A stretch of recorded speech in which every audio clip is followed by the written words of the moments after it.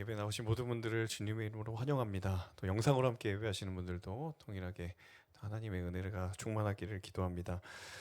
저희 W 공동체 주일 예배는 오전 10시 30분 1부 예배, 그리고 오후 2시 오후 2부 예배가 있습니다. 그리고 인스타그램과 카카오톡 플러스 친구 채널로 오늘의 교회 W 청년부 검색해 주시면 공동체 소식과 주보를 받아보실 수 있습니다. 이제 사도행전 본문이 어느덧 2주밖에 남지 않았습니다. 이제 오늘과 다음 주를 끝으로 하면 사도행전이 마무리가 되고, 이제 12월 3주간은 주님 오심을 기다리는 대강절을 이제 본문으로 하게 될 텐데요. 이제 오늘 27장을 가지고 함께 말씀을 나누겠습니다. 오늘 27장을 제가 쭉 처음부터 읽어보면서 제 마음에 그 설교 제목이 다음과 같이 정해졌는데, 같이 한번 따라해 볼까요? 게임 체인저. 사전적 의미를 한번 찾아봤습니다. 게임 체인저라는 말이 뭘까? 어떤 상황이나 분야에서 기존의 규칙이나 패턴들이나 판도를 완전히 뒤바꿔 놓는 것을 이르는 말입니다. 모든 것들을 아우르는 말이죠.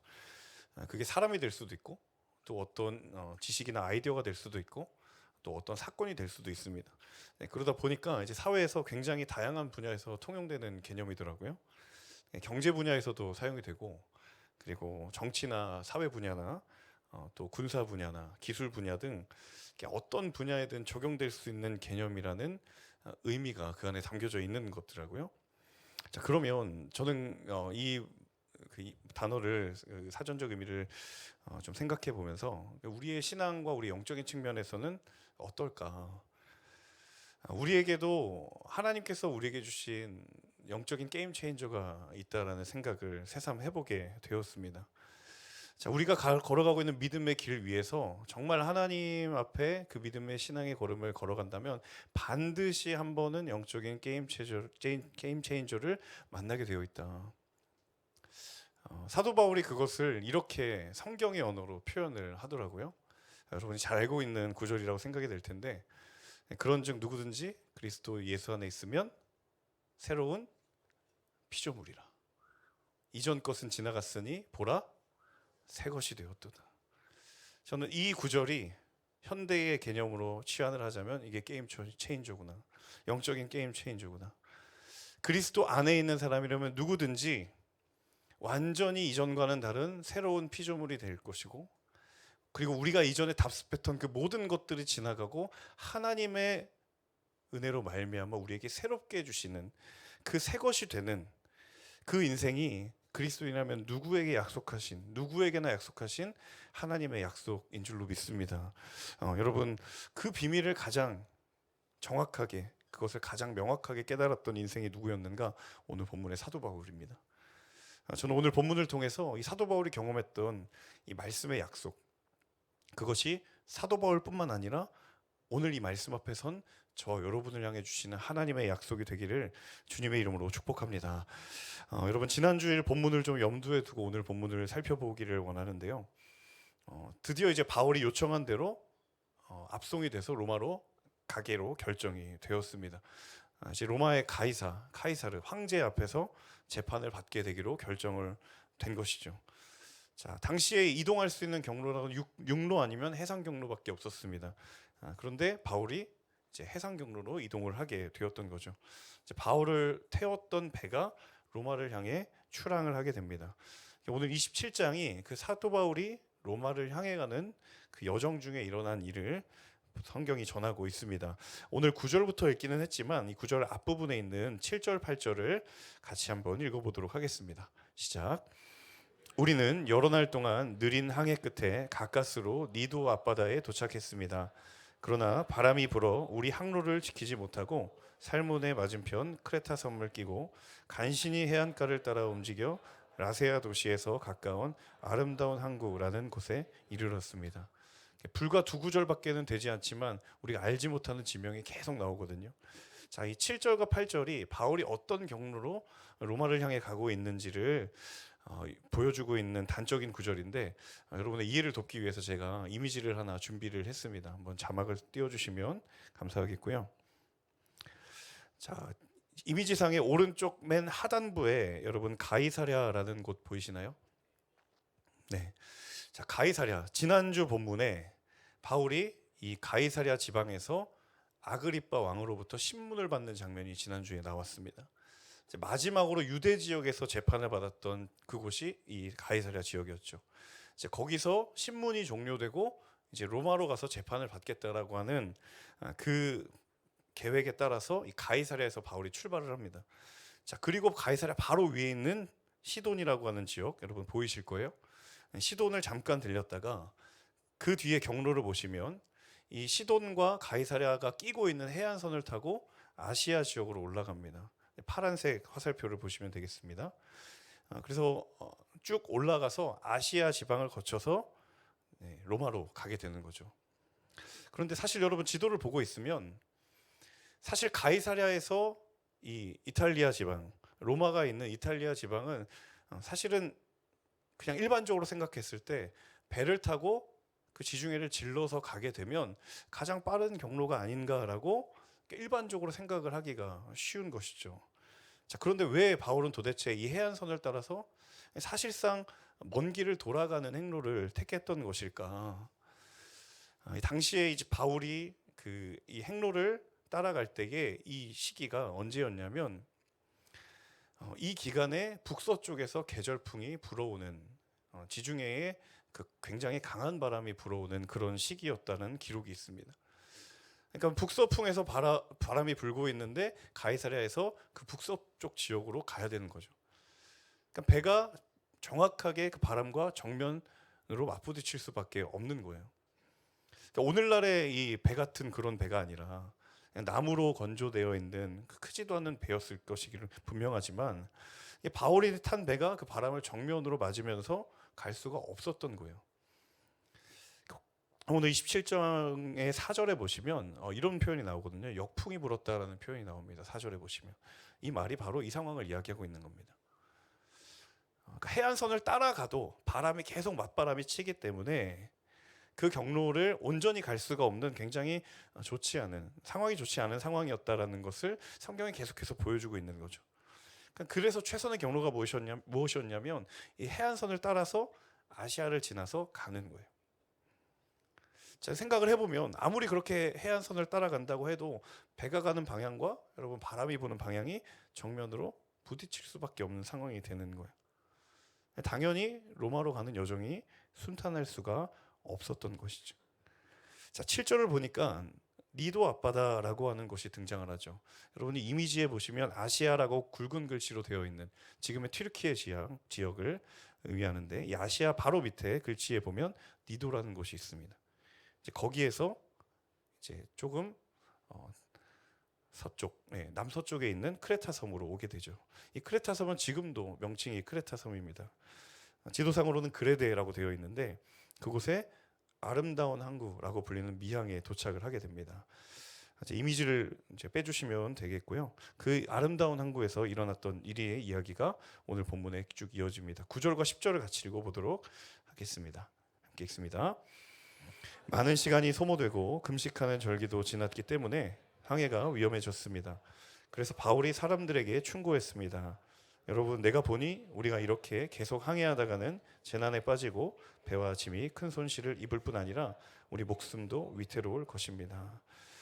자, 9절에 보니까 많은 시간이 소모되었다. 꽤나 많은 시간이 흘렀는데 구체적으로 얼마만큼의 시간이 흘렀는가 부연해서 설명을 하기를 9절에 보시면 금식하는 절기가 지났다라고 되어 있어요. 이 금식의 절기는 유대인들의 금식 절기를 말하는 것인데 구체적으로 언제였는가 하면 10월 초순 정도, 초중순을 이야기하는 것이었어요. 그러니까 로마로 가는 방향에 아직 절반조차도 가지 못한 상황에서 금식의 절기가 지나버렸다는 거예요. 시간이 꽤 많이 흘렀다는 얘기죠. 왜 이 이야기가 갑자기 9절에 나오는가 하면 여러분, 이 당시에 지중해의 모든 교역과 해상의 그 모든 경로가 11월부터 이듬해인 2월까지는 기상이 너무도 안 좋기 때문에 배가 다닐 수 없는 시기였어요. 이 말을 바꿔 말하면 지금 금식의 시기가 지났다라고 하는 10월 중순경에 지금 이 중간 지점에 머물렀다라고 한다면 지금 그 다음부터 원활한 항해를 할 수 있는가 없는가? 없다라는 거죠. 그러니까 이제는 더 이상 가고 싶어도 갈 수 없는 상황을 지금 바울이 예측을 하고 있었던 거예요. 그래서 10절에 바울이 얘기를 하는 거예요. 우리가 이렇게 계속 가다가는 우리 다 여기서 바다에 빠져 죽을지도 모르겠다. 그래서 바울이 나름대로의 제안을 하려고 했었던 것이죠. 자, 그런데 그들의 반응이 어떠했는가? 11절에서 13절입니다. 함께 읽어보겠습니다. 그러나 백부장은 바울의 말보다는 선장과 선주의 말을 더 따랐습니다. 그 항구는 겨울을 나기에 적당하지 않았기 때문에 대다수의 사람들이 베닉스에 가서 겨울을 날 수 있기를 바라는 마음에 계속 항해하자고 했습니다. 베닉스는 크레타 섬에 있는 항구 도시로 남쪽 속과 북서쪽을 향하고 있었습니다. 부드러운 남풍이 불기 시작하자 그들은 자기들이 바라던 대로 됐다고 생각했습니다. 그래서 그들은 닻을 올리고 크레타 섬을 해안을 따라 항해했습니다. 바울이 모든 것들을 이제 합리적으로 판단해서 이야기를 한 거예요. 우리 계속해서 항해하면 정말 쉽지 않을 것이다. 자, 그런데 그 항해의 최종 결정권자가 누구였냐면 11절에 나오는 백부장이었어요. 로마의 백부장이 그 결정 권한을 가지고 있었는데 그가 어떻게 했어요? 바울의 말보다 선장과 선주의 말을, 자신이 보기에 항해의 지식이나 기술이 더 있어 보이는 선장과 선주의 말을 따른 것이죠. 백부장의 입장에서도 이제 바울을 안전하게 로마로 호송을 해야 되는 책임이 있었기 때문에 자신이 어떤 결정을 하느냐가 바울의 신변에도 엄청난 영향을 줄 수밖에 없다라는 것이었어요. 그래서 백부장이 많은 이들의 제안을 듣고 이 아름다운 항구 미항에서 조금 더 서쪽에 위치한 베닉스로 가는 게 좋겠다. 근데 얘기를 들어보니까 이 베닉스가 좀 더 큰 항구였고 정박하기에는 안전한 항구라는 그런 조언들이 있었던 거예요. 근데 바울은 반대하고 있었던 거죠. 근데 고민 끝에 이 선장과 선주들이 하는 말을 듣게 됩니다. 자, 그런데 자신이 했던 그 결정에 마치 화답이라도 하는 상황들이 계속 펼쳐지는 거예요. 자신이 결정이 맞았다라는 확신을 주는 것 같은 그런 상황이 눈앞에 펼쳐지는 거예요. 그게 뭐냐면 13절에 부드러운 남풍입니다. 제가 아까도 말씀드렸다시피 이 시기가 북서쪽에서 바라오는 굉장히 강한 바람이 불어오는 때였는데 자기가 이 선택을 딱 하고 나니까 13절에 반대편에서 부드러운 남풍이 부는 거예요. 순풍이 불어오는 거예요. 여러분, 우리가 어떤 사실 선택의 기로에 서거나 내가 무언가를 결정해야 되는 상황이 왔을 때 저를 비롯하여 우리 모두가 다 우리 마음에 기대하고 바라는 게 뭐예요? 내 결정이 맞았으면 좋겠다. 이 확신이 정말 옳은 결정이면 좋겠다. 내가 판단한 이 방향이 옳았다라는 것을 내가 확신을 받고 싶은 마음이 있고 내가 결정하는 방향이 맞다라는 것을 내가 확신할 수 있기를 원합니다. 만약에 그것이 어렵다면 적어도 그것조차도 안 된다면 차라리 빨리 아니라는 사인을 내가 빨리 깨닫고 싶은 거예요. 그럼 빨리 돌아가면 되니까.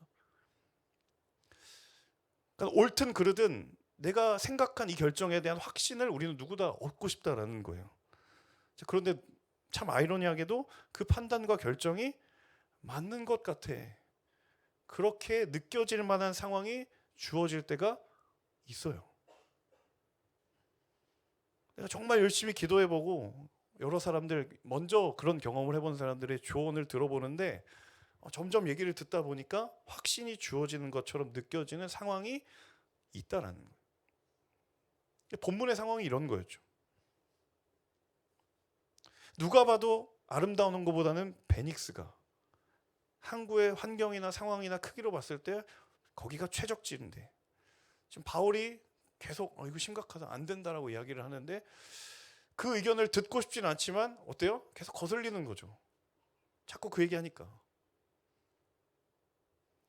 그래서 애써 외면하고 대다수가 동의하는 사람의 그 결정을 따랐는데 백부장의 마음에 뭐가 있겠어요? 내 결정이 맞는 것을 내가 확신하고 싶은 마음이 있는 거예요. 근데 마침 순풍이 불어오는 거죠. 실제로 부드러운 남풍이 불어오는 것을 느끼면서 백부장이 뭐라고 생각했겠어요? 내가 생각한 게 맞았구나. 이 선택이 옳았구나. 13절에 정확하게 표현이 되어 있죠. 그들은 자기들이 바라던 대로 됐다고 생각했던 거예요. 그런데 여러분, 바울을 통해서 하나님이 무슨 말씀을 하시는가? 하나님의 관점은 다를 수 있다는 거예요. 많은 사람들이 확신의 시그널이라고 생각하는, 그것이 옳다고 생각하는 그 증거를 찾아 그것을 받는데, 하나님은 때로 그것이 아니라고 말할 때가 있을 수 있다라는 거예요. 왜? 여러분, 하나님의 사람은 확신을 따르는 인생이 아니라 말씀을 따르는 인생이기 때문인 줄로 믿습니다. 바울은 말씀을 통해서 이 이야기를 알고 있는 거예요. 그런데 수많은 사람들은 어때요? 피부로 느껴지는 부드러운 남풍을 느끼면서 내가 생각하는 게 맞구나. 아무리 다른 소리라는 사람이 있어도 그래, 이렇게 명확한 증거가 있는데 이건 정말 맞는 얘기지. 바울을 통해서 이야기를 하는 거예요. 하나님의 사람들은 내면의 확신을 따르는 것이 아니라 말씀을 따르는 인생이구나. 여러분, 말씀을 따르는 인생의 가장 중요한 특징 하나가 무엇인가 하면, 그렇게 우리 눈에 확신을 주는 듯해 보이는 상황에 일희일비하지 않는 사람들입니다. 여러분, 하나님의 사람들은 부드러운 남풍이 부는 것을 보고 확신을 얻는 것이 아니라 하나님이 내게 무엇을 말씀하시는가를 물으며 그것을 따르는 삶이 되어야 될 줄로 믿습니다. 사랑하는 여러분, 그러므로 저와 여러분에게 필요한 것은 이 시시각각 변하는 상황이 주는 확신이 아니라 말씀 위에서 우리가 경험하는 진리의 확신이 되어야 될 줄로 믿습니다. 하나님, 내가 그래서 진리의 위에 거하기를 원합니다. 하나님, 내게 날마다 말씀하여 주시옵소서. 내 지식이 아둔하고 연약하다면, 필요하시다면 매 순간순간마다 말씀하여 주시옵소서. 내가 모든 상황 속에서 영적으로 깨어 주의 말씀을 분별하고 깨닫게 하여 주시옵소서. 여러분, 이것이 믿음의 분별을 가진 저 여러분 모두의 고백이 될 수 있기를 주님의 이름으로 축복합니다. 이어지는 14절 말씀을 같이 읽어보겠습니다. 시작. 그런데 얼마 지나지 않아 그 섬으로부터 유라굴로라는 태풍이 불어닥쳤습니다. 저는 13절, 14절이 정말 많은 행간의 이야기를 해주고 있다고 생각이 들어요. 13절에 부드러운 남풍이 불었어요. 많은 사람들이 확신하는 거죠. 참, 바울이 아무리 저렇게 얘기해도 남풍이 불지 않느냐, 이 선택이 옳은 것이다. 그런데 14절에 얼마 지나지 않아 유라굴로라고 하는 태풍이, 광풍이 불어닥쳤다. 부드럽게 불어오는 바람을 보면서 우리가 옳았구나, 역시 생각 잘했구나. 그런데 여러분, 단 한 절 만에 그 상황이 바뀌는 거예요. 유라굴로라고 하는 태풍이 불어닥친 거예요. 바로 직전까지만 해도 부드러운 바람을 느끼면서 이제 우리 살았구나, 이제 바울이 잘못 판단한 거지. 그런데 여러분, 순식간에 그 확신이 뭘로 바뀌었냐면 불안으로 바뀌었어요. 저는 이 장면이 우리 인간이 가지고 있는 아주 정직하고 솔직한 단면이 여기에 있지 않나 생각이 들어요. 그들의 모습이 아니라 오늘 우리의 모습이 아닌가. 인간이 얼마나 이 눈에 보이는 상황으로부터 자유롭지 못한 존재인가를 새삼 깨닫게 됩니다. 바람 하나로 편안해지기도 하고 마음이 불안해지기도 하고, 어디서 바람이 불어오느냐에 따라 내 마음이 안전하기도 하고 때로는 불안이 엄습하기도 한다는 거죠. 제가 요즘에 시대의 흐름이나 사회의 변화들을 이렇게 간접적으로 책이나 어떤 매체를 통해서 볼 때 좀 개인적으로 깊은 고민과 묵상을 하게 되는 한 가지가 있는데, 그게 무엇인가 하면, 정말 시간이 흐를수록 믿음과 신앙을 가지기 어려운 시대가 계속되고 있구나라는 생각을 해보게 됩니다. 특히 어떤 측면에서인가 하면, 이 신앙과 믿음의 본질 중에 하나가 뭐냐면 기다림이거든요. 근데 이 기다림이라고 하는 믿음의 본질이 우리가 살아가고 있는 시대와 점점 더 어울리지 않는 것처럼 보여요. 제가 얼마 전에 저희 집에서 좀 있다가 아이들 공부를 좀 봐줬거든요. 아이들이 초등학생 유치원이니까 아직 저와 아내가 되게 큰 존재로 보이는 거거든요. 우리 엄마 아빠는 그래도 대학을 나왔다, 대학교 가려면 엄청 공부 열심히 해야 되는 것을 애들이 알고 있거든요. 그래서 제가 아직 저희들이 이제 어깨에 힘이 들어가 있고 입에 어쨌든 영향력이 있는데, 틈이 나면 제가 아이들 공부를 봐주려고 하는데, 얼마 전에 저희 첫째 아이 이제 수학을 좀 봐줬어요. 1, 2학년 때는 채점을 저희가 해주는데 답을 안 봐도 그냥 제가 눈으로 쭉쭉쭉 답을 매길 수 있어요. 간단하니까. 근데 3학년이 딱 됐는데 저도 이제 답을 봐야 되는 거예요. 바로 이렇게 답이 안 나오는 거예요. 학년이 올라가니까 이게 문제의 난이도가 조금씩 올라가는 거예요. 그런데 굉장히 신기했던 것은 무엇이냐면, 여러분 그렇게 문제가 어려워지면 당연히 이 문제와 씨름을 해야 되는 시간이 생기잖아요. 그렇죠? 고민을 하고 답을 내야 되는 시간이 필요한데 우리 첫째 아이가 이 시간을 마주하고 싶지 않아 하는 거예요. 말로는 얘기 안 하지만 내가 분명히 1년 전만 해도 눈으로 답을 냈는데 왜 이 문제가 갑자기 나를 어렵게 만드는가. 이런 말을 저한테 하는 건 아니지만 그냥 짜증을 냅니다. 그럼 저는 이제 알아듣죠. 아, 그런 마음이구나. 너무 힘들어하는 거예요. 초등학교 3학년 한 문제 길이가 한 10줄이 되거든요. 이걸 이해를 못하는 거예요. 저의 인내도 이렇게 한계에 다다르고 설명을 해주는데 처음엔 그런 생각이 들었어요. 아, 우리 아이가 문제인가? 그래서 아내랑 이렇게 눈빛을 교환하면서 도대체 누구 닮은 건가 싶은 생각이 잠깐 들었는데 그게 아니더라고요. 제가 이제 책을 통해서 확인을 했던 건데 이 책에서 이렇게 어린 아이들이 노출되는 SNS상의 컨텐츠들을 쭉 분석을 한 거예요. 분석을 했는데 한 가지 공통점이 있더래요. 그게 뭐냐면 그 아이들의 눈에 보여지는 이 짤막한 영상 안에 담겨져 있는 모든 것들의 공통점은 뭐냐면 다 완성된 거예요. 어디 가서 좋은 것을 먹고 있어요. 그리고 좋은 것을 입고 있어요. 좋은 곳에 가서 놀고 있어요. 그리고 심지어는 좋은 성적을 거뒀어요. 저도 가끔 이제 그 아이들 키즈 채널을 이렇게 보면은 와, 이렇게도 사는 아이들이 있구나라고 생각이 들어요. 그런데 중요한 건 뭐냐면 그 모든 것들이 주어지기까지의 과정과 시간이 다 있잖아요. 그 짤막한 영상 안에 그게 다 생략이 되는 거예요. 그러다 보니까 아이들에게 어떤 생각이 무의식적으로 드냐면 아, 과정이 없어도 다 결과는 주어지는구나. 그렇게 생각을 한다는 거예요. 저는 굉장히 일리 있고 타당한 분석이라고 생각을 해요. 왜냐면 우리 아이들하고 문제만 풀어보면 알겠어요. 왜 내가 펜을 들었는데 답이 안 나오냐. 이런 거예요. 왜 답이 안 나와? 너가 풀어야 나오지. 제가 그렇게 얘기를 해주거든. 근데 일상의 생활에 그런 콘텐츠에 계속적으로 노출이 돼 있으니까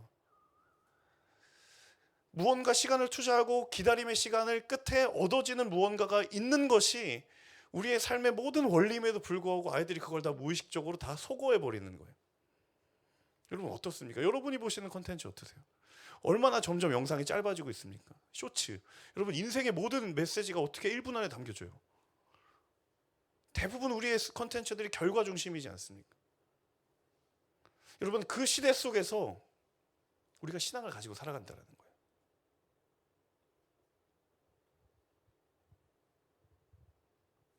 성경은 뭐라고 이야기합니까?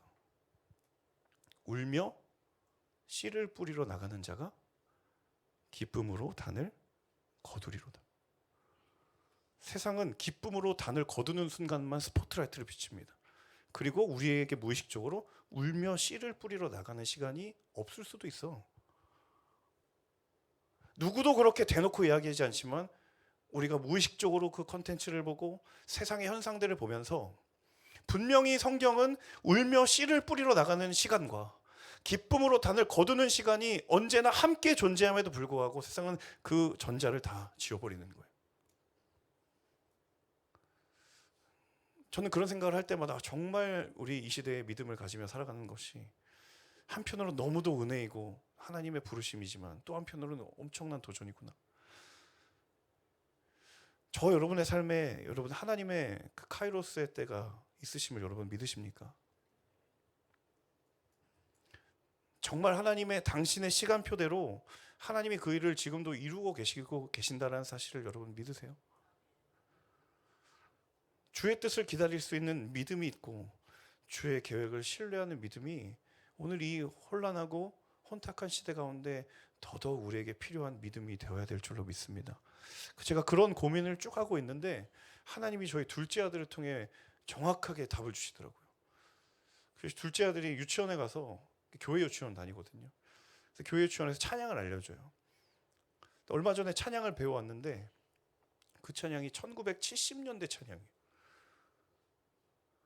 계속 흥얼거리는 거예요. 그 찬양을. 그런데 그 찬양을 가사를 곰곰이 어느 순간 갑자기 귀가 그 가사에 집중이 되면서 하나님이 얘기해 주시더라고요. 아마 이 찬양을 모르시는 분이 여기 계실지도 모르겠어요. 주님의 시간에 주의 뜻 이루어지리 기다려 하루하루 살 동안 주님 인도하시니 주 뜻 이룰 때까지 기다려. 어느 순간에 이 7살짜리가 이 인생의 놀라운 철학을 깨달았나? 계속 흥얼거려요 요즘에. 밤마다. 감사한 게 저희 교회 유치원에서, 오늘 교회 아니고요 다른 교회 유치원인데 영어로도 알려주셨어요. In His time 계속 불러요. 노래를 부르는 건 얘인데 하나님이 이 아이를 통해서 저에게 계속 말씀해 주시는 것 같아요. 저는 웃을 줄 알았지만 정말 웃자고 한 얘기는 아니었어요. 여러분 이 가사 어떠세요? 주님의 시간에 주의 뜻 이루어지기를 여러분 정말 기다릴 자신 있으세요? 적잖아요 이 소리가. 남풍 정도는 불어와요. 아 주님 임재하시는군요. 그러다가도 역풍이 불면 하나님은 도대체 어디 가셨냐고. 단 하루도 주의 뜻을 기다리기가 너무도 어려운 인생을 우리는 살아가고 있지는 않은가. 여러분 인생에 부드러운 남풍이 부는 것처럼 느껴질 때 주 안에서 겸손으로 옷 입기를 주님의 이름으로 축복합니다. 때로 정반대로 오늘이 바울이 마주했던 유라굴로와 같은 광풍이 부는 것처럼 느껴질지라도 하나님의 계획을 신뢰하는 저와 여러분 모두가 될 수 있기를 주님의 이름으로 축복합니다. 더디 보일지라도 주의 뜻이 우리의 삶 가운데 반드시 이루어질 줄로 믿습니다. 그 뜻을 분별하는 저와 여러분 모두가 되기를 간절히 원합니다. 20절에서 22절의 말씀을 함께 읽겠습니다. 여러 날 동안 해와 별도 나타나지 않고 폭풍만 계속 불어닥치자 결국 우리는 구조될 모든 소망을 포기했습니다. 사람들이 오랫동안 아무것도 먹지 못하고 있는 가운데 바울이 일어나 그들 앞에 서서 말했습니다. 여러분 크레타 섬에서 항해하지 말라는 내 충고를 들었더라면 이런 타격과 손실은 입지 않았을 것입니다. 그러나 이제 내가 여러분에게 당부합니다. 여러분 가운데 아무도 목숨을 잃지 않고 상황이 완전히 바뀐 거죠. 와 남풍이 분다 좋구나 하다가 갑자기 태풍이 부는 순간 바울이 경고했던 모든 말들이 그들의 마음 가운데 머릿속에 다 떠오르는 거예요. 폭풍이 계속되고 멈출 줄을 모르고 배는 난파 직전에 이르렀고 오늘 본문을 보니까 상황이 어느 정도까지 였냐면 20절 끝에 뭐라고 되어 있습니까? 구조될 모든 소망을 포기해버렸다. 소망을 다 내던져 버렸다라는 거예요. 배에 타고 있었던 대부분의 사람들이 확신 가운데 나아갔죠. 바울을 비웃듯이 남풍이 부는 것 보이느냐? 우리의 선택이 옳았다라고 하지만 이제는 어떻게 됐어요? 결국에 이제 바울의 말에 귀를 기울여야 되는, 인정하기 쉽진 않지만 인정해야만 하는 상황이 된 거예요.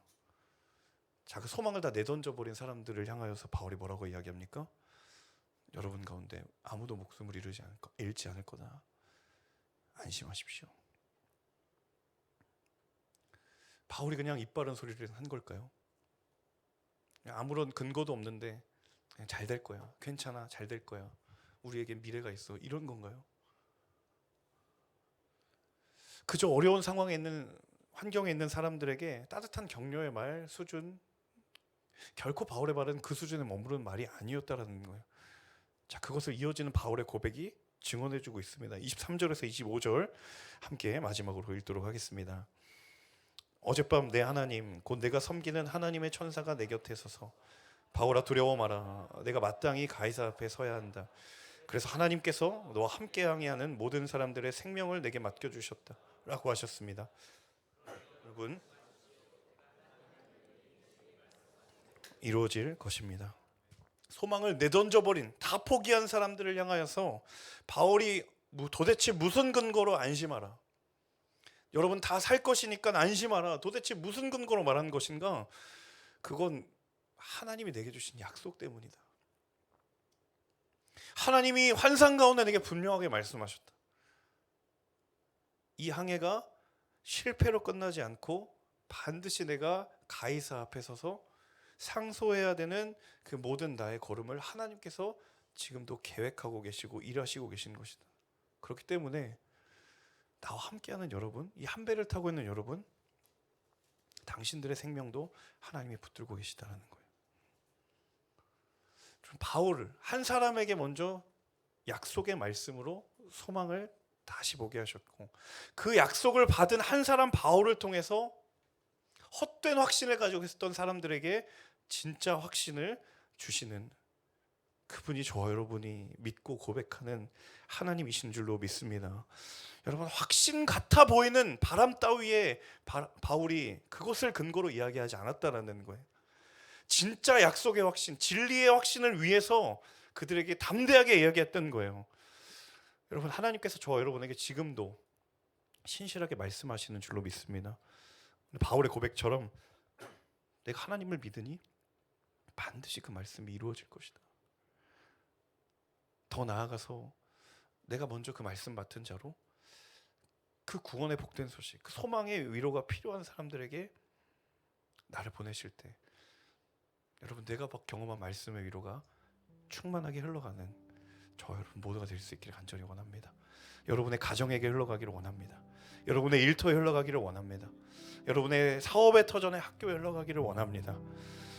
여러분, 인생에 부드러운 바람 불면 내 마음이 활짝 피고, 광풍이 불면 소망을 다 내던져 버리는 게 여러분 오늘 본문에 나와 있는 그들의 모습이기도 하지만 또 한편으로는 우리의 모습이 아닐까요?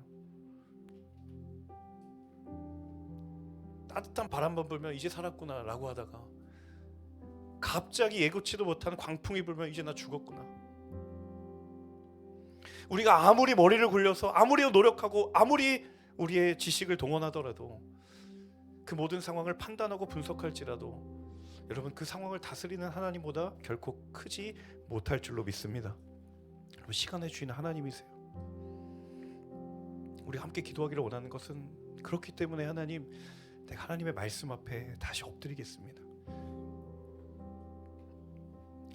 내가 주의 뜻을 잠잠히 기다리겠습니다. 말로만 기다리는 것이 아니라 정말 하나님의 때를 기다릴 줄 아는, 눈에 보이는 확신처럼 보이는 헛된 것에 내 마음 빼앗기지 않고 변치 않는 말씀을 따르는 인생이 되게 하여 주시옵소서. 하나님, 내 인생에 광풍과 같은 시간이 내게 다가올지라도 그 인생을 주관하시는 분이 하나님이시라는 것을 시시각각 내 심령 가운데 선포하게 하여 주시옵소서. 그 말씀이 위로가 되게 하시고, 그 말씀이 소망이 되게 하시고, 그 말씀이 약속의 말씀이 되게 하여 주시옵소서. 내 영혼이 눈을 떠서 그 말씀의 약속을 바라보게 되는 저와 여러분 모두가 될 수 있기를 주님의 이름으로 축복합니다. 오늘 말씀을 마무리하면서 함께 부르고 싶은 찬양이 바로 여러분 너무너무 잘 아시는 주품에라는 찬양입니다. 이 찬양의 원곡의 제목이 뭔지 아세요? 영어로 스틸이라는 찬양입니다. 시편 46편 10절에 보면 대적 앞에 선 이스라엘 백성들이 하나님 앞에 살려달라고 외칠 때 하나님께서 그들에게 뭐라고 얘기하시냐면 Be still.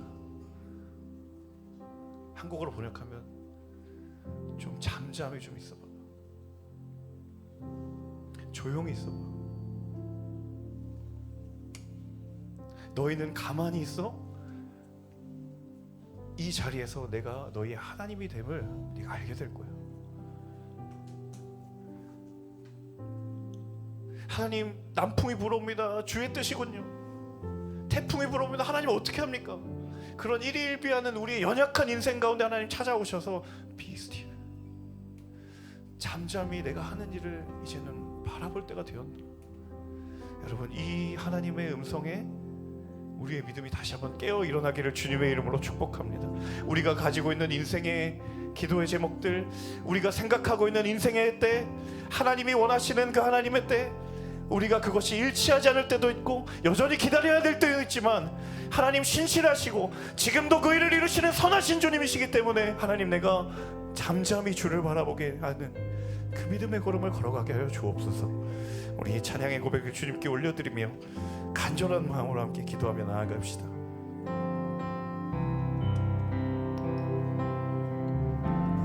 주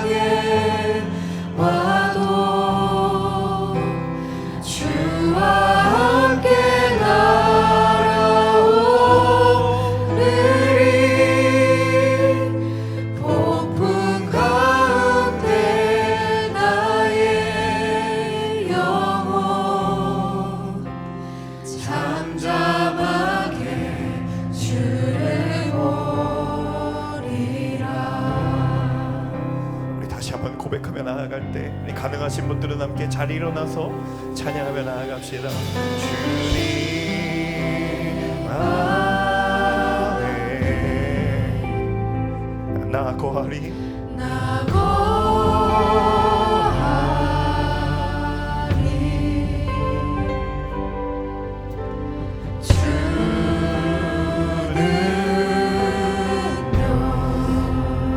잠잠히 믿네 나 잠잠히 믿네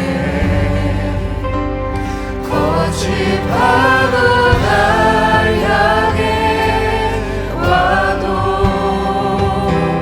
주와 함께 날아오르리 폭풍 가운데 나의 잠잠하게 주를 보리라 거친 파도 날 향해 와도 거친 파도 날 향해 와도 주와 함께 날아오르리 폭풍 가운데 나의 영혼 잠잠하게 주를 거친 파도 날 향해 와도 거친 파도 날 향해 와도 주와 함께 날아오르리 폭풍 가운데 나의 영혼 잠잠하게 주를 우리의 믿음의 고백을 주님께 올려드립니다. 거친 파도 날 향해 와도 주와 함께 날아오르리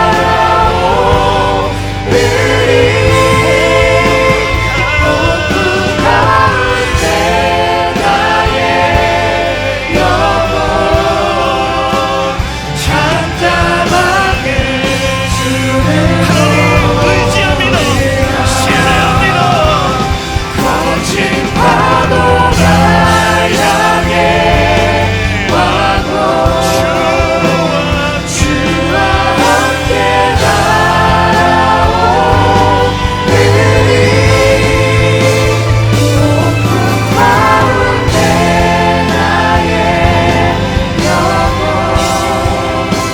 잠잠하게 우리 다시 한번 우리의 믿음을 주님께 올려드리며 거친 거친 파도 날 향해 와도 주와 함께 날아오르리 폭풍 가운데 나의 영혼 잠잠하게 주를 보리라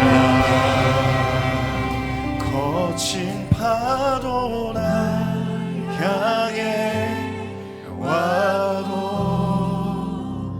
주와 함께 날아오르리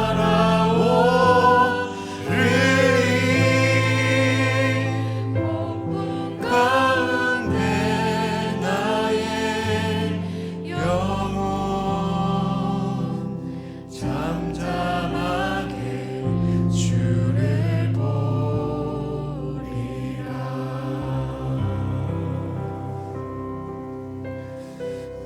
사랑하는 여러분, 이 시간 함께 기도하며 나아갈 때 하나님을 향한 우리의 불완전한 시선을 이 시간 주님 앞에 내려놓고 그 주의 완전함과 선하심이 우리의 삶 가운데에 충만하게 담기도록 그 주님의 영광된 이름, 그 주님의 이름을 위하여 함께 기도하기를 원합니다. 하나님, 내 삶의 하나님은 선하십니다. 하나님, 내가 하나님을 불완전하게 고백할지언정 그 고백을 받으시는 하나님은 단 한 번도 실수하신 적이 없으신 선하신 주님이십니다. 하나님, 우리의 입술에 파수꾼을 세워주시서 주님을 향한 선한 고백으로 충만케 하여 주옵소서. 믿음의 고백을 향한 아버지 하나님의 고백이 회복되게 하여 주시옵소서. 하나님, 우리 어떠한 상황 가운데서도 내가 주를 향한 믿음의 고백을 포기치 않기로 결단하오니 주여 우리의 고백에 기름 부어 주옵소서. 우리 이 시간 함께 결단하며 기도할 때 간절한 마음으로 주여 부르시며 기도하겠습니다.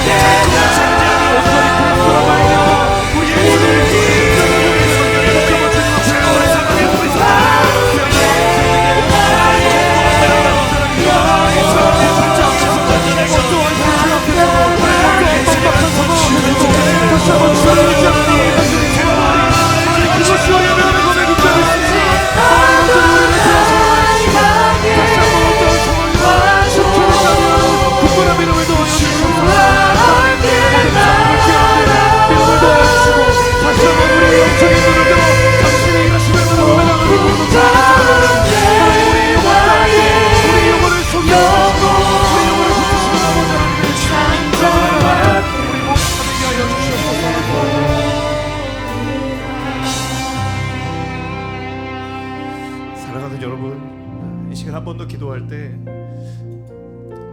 우리의 솔직하고 정직한 그 고백을 주께 올려드리기를 원합니다. 하나님, 내 삶의 상황을 누구보다 하나님이 잘 아십니다.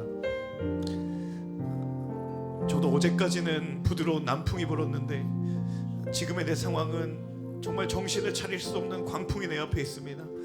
하나님, 그것이 진로의 문제이기도 하고, 또 어떤 이에게는 가족의 문제이기도 하고, 또 어떤 이에게는 사업의 문제이기도 하고, 또 어떤 이에게는 건강의 문제이기도 합니다.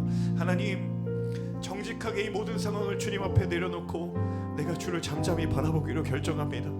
하나님, 우리의 모든 인생의 기도의 제목을 아시는 주님, 하지만 하나님, 우리가 기도할 때 하늘문을 여시고 그 기도를 하나도 외면하지 않으시겠다라고 말씀하시는 아버지 하나님, 주님, 우리가 주님을 향하여 두 손을 들고 기도하오니 주님, 하늘문을 여시고 우리의 인생의 모든 상황과 순간들마다 가장 선한 것으로, 가장 귀한 것으로, 가장 좋은 것으로 임하실 아버지 하나님의 은혜를 간절히 구하오니 주여 임재하여 주옵소서. 주여 은혜로 임재하여 주옵소서. 우리 그렇게 기도하기를 결정하는 모든 이들마다 한 손은 가슴에, 한 손은 주님을 향하여 들고 주여 부르치며 기도하겠습니다. 주여,